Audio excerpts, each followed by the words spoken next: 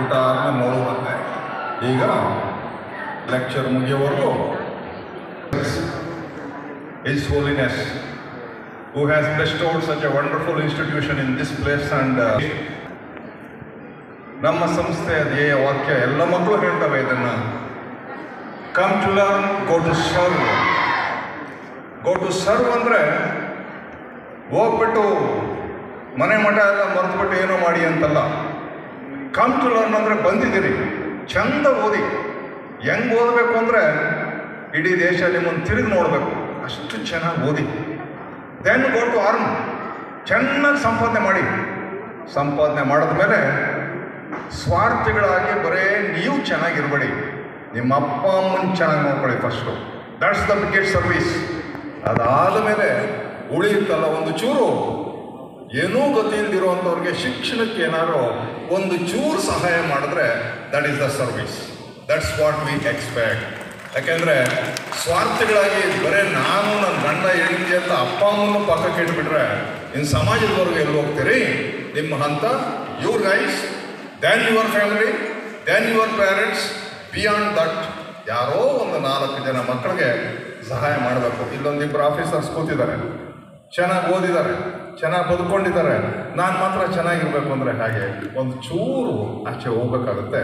That's the service, that's the motto. Come to learn, go to serve.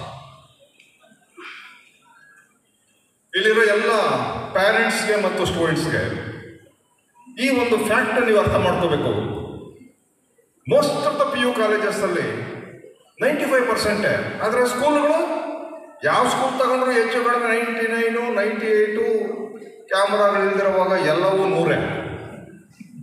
ಆದರೆ 95 ನಿಂತೋಗ್ತಾ ಇದೆ PUC. Reason ಯಾಕೆ ಅಂದರೆ college ಚೆನ್ನಾಗಿದೆ, ಲೆಕ್ಚರ್ಸ್ ಚೆನ್ನಾಗಿದ್ದಾರೆ, ಮಕ್ಕಳು ಚೆನ್ನಾಗಿದ್ದಾವೆ. ಎಡವಟ್ಟಾಗ್ತಿರೋದು ಪ್ಯಾರೆಂಟ್ಸಿಂದ. 5% ರಿಸಲ್ಟ್ ಡೌನ್ ಆಗ್ತಾ ಇದೆ. ನೀವು ನಂಬೋದಿಲ್ಲ, ಮತ್ತೆ ನಿಮ್ಗೆ ಹೇಳ್ತೀನಿ ಯಾಕೆ ಅಂತ. -5% result in any PU college. It is because of the parents, not because of the college, not because of the students. At the same time, students ಒಂದು ಚಾಲೆಂಜ್ ಏನಿದೆ ಅಂದರೆ, whatever is your score in the 10th, 623, 99.5 something ಬಂದಿದೆ highest. ಇನ್ನು ಕೆಲವರು 600. If you convert this into percentages, ನಿಮ್ಮ PU percentage more or less ಇದಕ್ಕಿಂತ ತೀರ ಕಡಿಮೆ ಆಗುತ್ತೆ. ವೈ?